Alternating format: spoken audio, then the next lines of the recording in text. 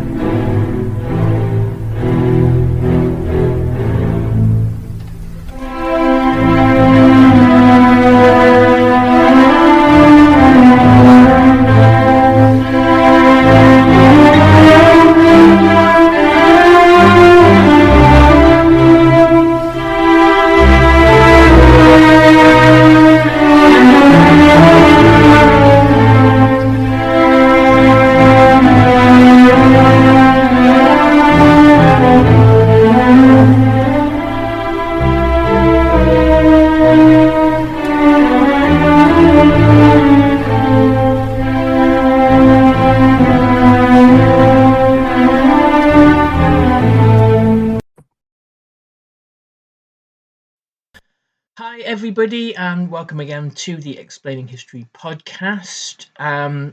We had a great week last week, some brilliant interviews, some lovely feedback, and it's just a time at the moment where there's a real sense of community on the podcast, so very grateful for that. And there's, as ever, a heck of a lot to talk about. I wanted to talk today a bit about the kind of the early days of the development of dictatorship in Nazi Germany. Now, there are all manner of very clumsy things said about kind of analogies between Trump and Nazism. You have this populist figure, this rather buffoon, rather clown-like populist figure, and it's important to remember that for much of the 1920s, Hitler in the bourgeois press is seen as this kind of rather ridiculous character.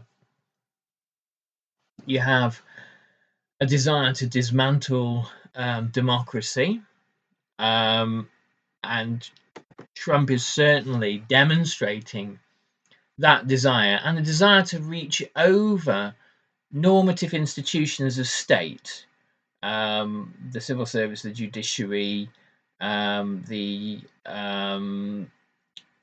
structures of everyday politics, to connect with this notion of the people.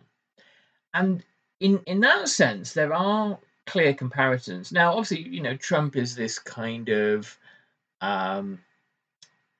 grotesque sort of manifestation of excess, this kind of a man with a golden toilet, a guy who lives off cheeseburgers and is so incompetent he makes casinos go bust. The kind of almost like if you were to get an artificial intelligence to create this sort of avatar of end state kind of capitalism, it would create Donald Trump.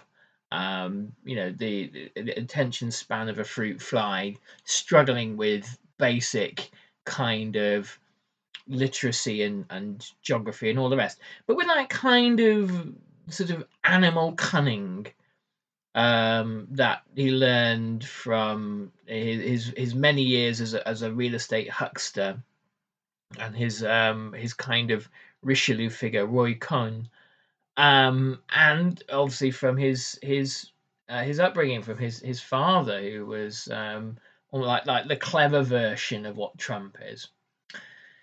So he knows how to sniff out a winner anyway. But when we look at, for example, this big beautiful bill that has been passed, and the provisions there to fund ICE, whom I presume the goal really is to create a personalized policing and personalized police force. It's currently focusing on immigration, but there are many American citizens that have been kind of spirited away. Those that obviously aren't white for the most part. So Trump is doing something that Hitler did in the early days of the dictatorship in 1933. And Richard J. Evans describes it as the replacement of a normative state with a prerogative state. Now, what does that mean? Well, Germany, prior to 1933, is one of the best run and best administered countries in the world.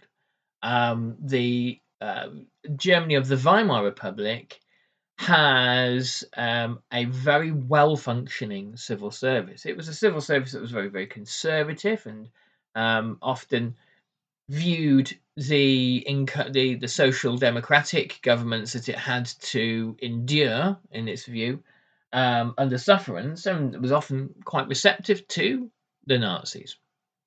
But what many bureaucrats didn't realise was the amount of chaos that the Nazis would introduce, and it was chaos by design. This is what we would think of as a normative state, particularly its judicial system.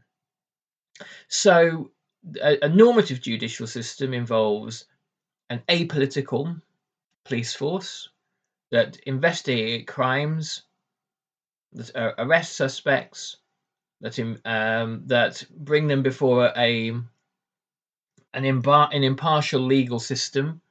I mean, none of this ever really exists anywhere because, we're talking about people here. But this is the ideal. And then the legal system decides on guilt, prosecutes, decides on guilt, and then either acquits or punishes.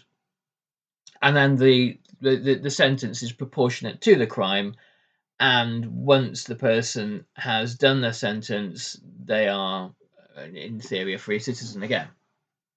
So Hitler begins to unpick all this in 1933. The Reichstag fire is a key and accelerating moment in the establishment of the Nazi dictatorship, because it gives Hitler a justifiable reason for suspending the civil rights of German people, for suspending the constitution. There were provisions within the constitution to hand Hitler emergency powers. President Hindenburg has all sorts of kind of skepticisms about Hitler, and said that he viewed Hitler as a potential dictator, and thought that this might well come to pass. And yet Hindenburg has little or no choice than to hand emergency powers to Hitler, suspending the constitution.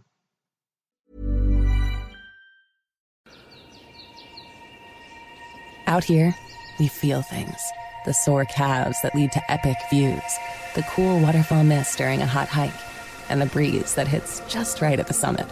But hey, don't just listen to us. Experience it for yourself. All Trails makes it easy to discover the best of the outdoors, with more than 450,000 trails around the world, points of interest along the trail, and offline maps for always-on navigation.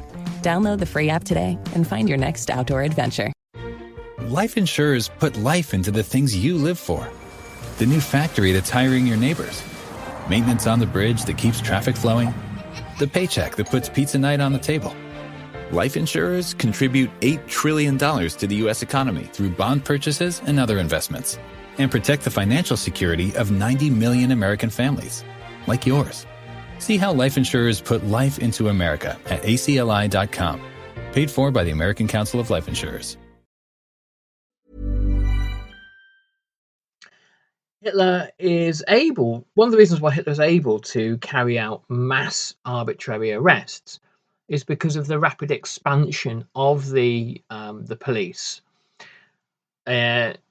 using the brownshirts. So what happens is that Goering made Interior Minister for Prussia, which of Germany, Prussia comprises about sort of 70% of the territory of Germany at that time. So he has control over much of the country, and he allows the formation of the Hilfspolizei. The Hilfspolizei, they're not around for very long.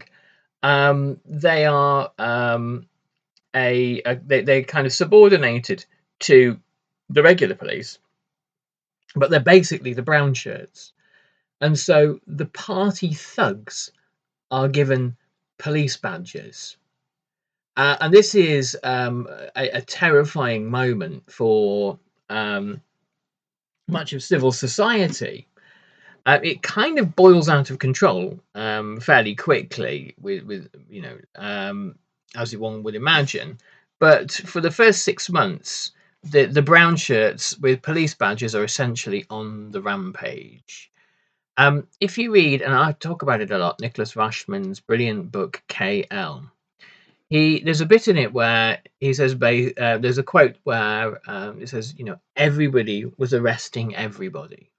So part of the explosion of the camp system within Germany from 1933 onwards was SA men, acting on their own volition, on their own initiative, arresting people they didn't like, and sometimes taking them to just a random warehouse they'd requisitioned, something they'd set up somewhere. There's very little oversight other than people like Goering saying, yeah, chaos is good. Let's just run with this. So you would have the brown shirts given police badges and the ability to arrest who they wanted. And so they would often, these are kind of, stupid bar or beer keller kind of jerks, for want of a better word. The guys who have enjoyed the last few years of free beer and punch-ups. And then they will go and arrest the people that they beat up or who beat them up. Normally socialists, trade unionists, and people and anti-Nazis. And then very often take them away, imprison them and torture them in kind of 1930s German kind of black sites. And none of this is, a lot of this isn't really very centrally directed. And it's not to say there isn't a centrally directed terror. Of course there is. In the aftermath of the Reichstag fire, obviously there is an official roundup and arrest of many thousands of communists, socialists, and trade unionists. And they're kept in camps like Dachau. The majority of them survive the experience, and the majority of them are released within sort of 12 to 18 months. And it's a way of breaking the power, and it's very successful, breaking the power of the left in Germany.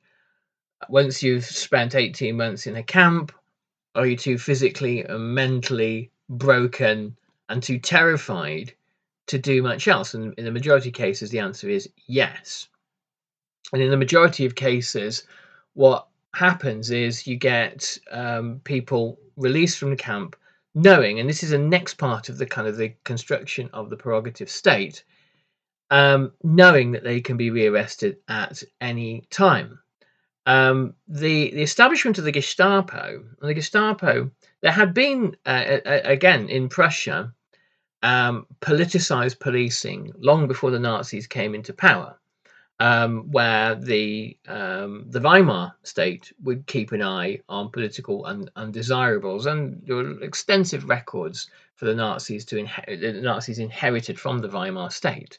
One of the reasons why they couldn't arrest people so quickly is because they know all about them, because of the diligent efforts that the Weimar state had gone to create lists of subversives. The Gestapo were able to create, again, as a parallel system of justice. So by the signing, they could coerce people into signing their rights away to sign themselves into protective custody, which meant that the Gestapo permanently had sort of rights over that individual. You become a ward of the state almost, and if you don't, obviously there's some very dire, violent punishment in the interrogation room waiting for you. What this means is you can then be put on trial. You can be put on trial if it merits it in a civilian system of courts, and then go to a civilian prison. The civilian prisons are overflowing at this point. If after 6 months the Gestapo decide that you haven't been punished enough and you're still a dangerous subversive, they can meet you at the prison gates when you're being let go and take you away to a camp, because now there is a parallel system which exists kind of at the very peripheries of legality. The fact that Hitler is given broad sweeping powers through the Enabling Act mean that kind of anything is legal. So the establishment of a camp system runs alongside the normative judicial system.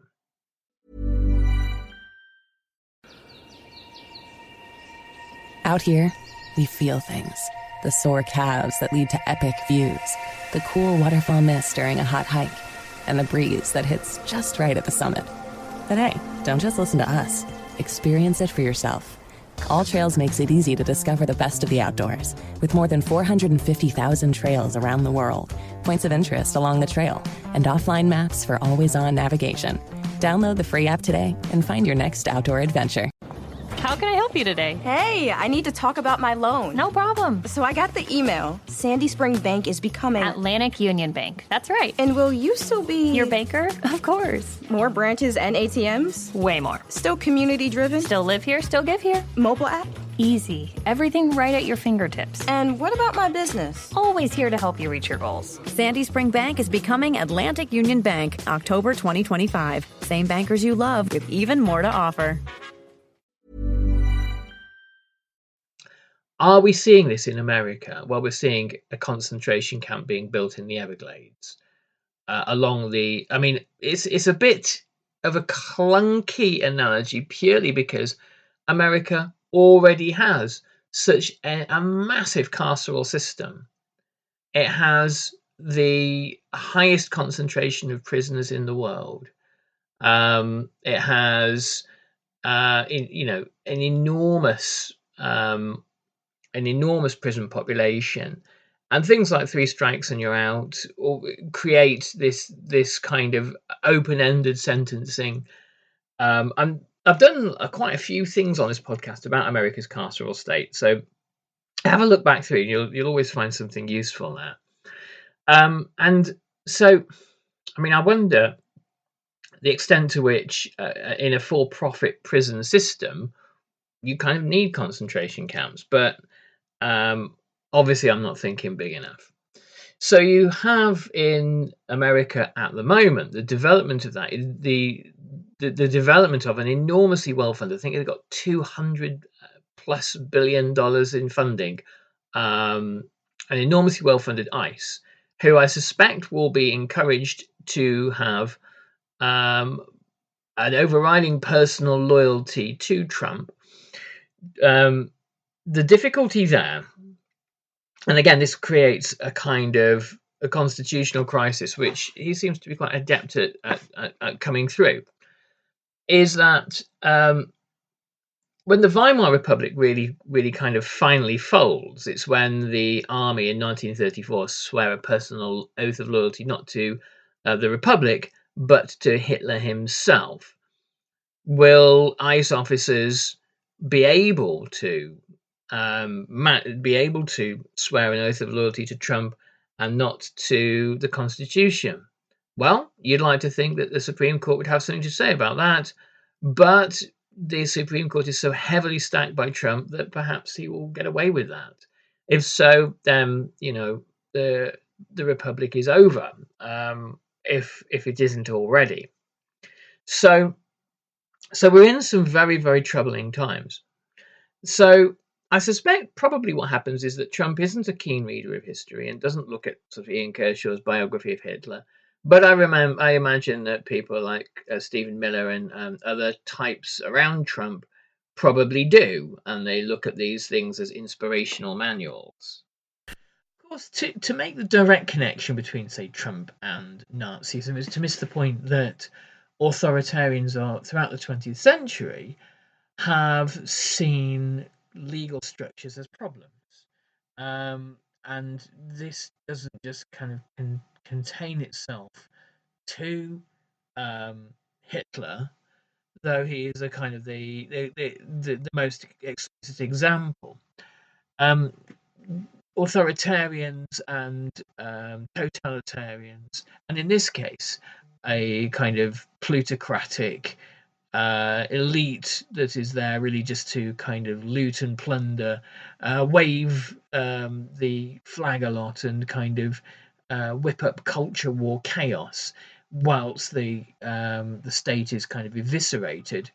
Of which there was plenty of that in the Nazism, by the way. I mean, Nazism, what people forget about, is it's an immensely corrupt system. There were various of Hitler's chief henchmen who enriched themselves enormously by asset stripping, looting the state, and assigning to their own particular spheres of interest lucrative government contracts. And Nazism is full of kind of clientelism and who you know and connections and graft and all this kind of stuff.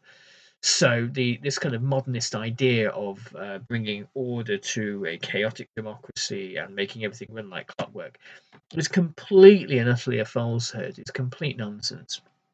Hitler actually injects more chaos. And again, this is a very good parallel with Trump.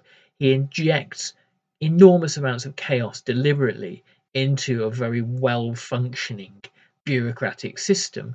He does it because it is a great way of dividing and ruling. He does it because Nazism requires chaos, this kind of rather logic light kind of system of endless dynamism that thrives on chaos and conflict, and that is really the product of these kind of mediocrities that were incapable of aspiring to very much else and are capable of competing under normal circumstances. They are thrust into positions of immense power and responsibility. The mediocrity side of things, I think, is very, very telling. Have a look when you see the news next, and look at how much mediocrity there is. And I'm not just speaking about kind of subjective judgments, but people whom you really wouldn't trust with a kind of a drinks trolley on a train. There are loads of them. And Nazism was full of them, very kind of average men who saw the party as a great means of advancement, and for a while it was. So yeah, the development of ICE and the development of the first of probably a number of Trump's camps in America, and I can't believe these words are coming out of my mouth, are part of a kind of an authoritarian playbook that has and was used by the Nazis. And it will be interesting to see, if at all we ever find this out, how many of those ICE guys are indeed bona fide officers of the law, how many are mercenaries, bounty hunters, or just volunteers enjoying what they're doing. We shall see. Much like the brown shirts, eh? Take good care, everybody. All the best. Bye-bye.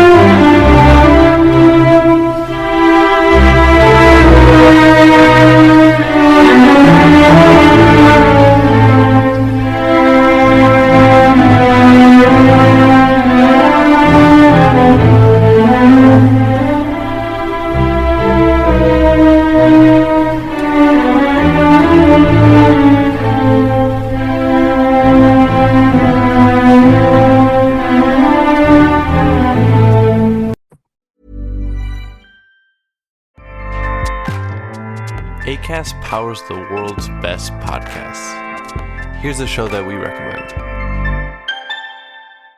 Do you like being educated on things that entertain but don't matter? Well, then you need to be listening to the podcast with Knox and Jamie. Every Wednesday, we put together an episode dedicated to delightful idiocy to give your brain a break from all the serious and important stuff. Whether we're deep diving a classic movie, dissecting the true meanings behind the newest slang, or dunking on our own listeners for their bad takes or cringy stories, we always approach our topics with humor and just a little bit of side-eye, and we end every episode with recommendations on all the best new movies, books, TV shows, or music. To find out more, just search up the podcast with Knox and Jamie wherever you listen to podcasts and prepare to make Wednesday your new favorite day of the week. Acast helps creators launch, grow, and monetize their podcasts everywhere. Acast.com.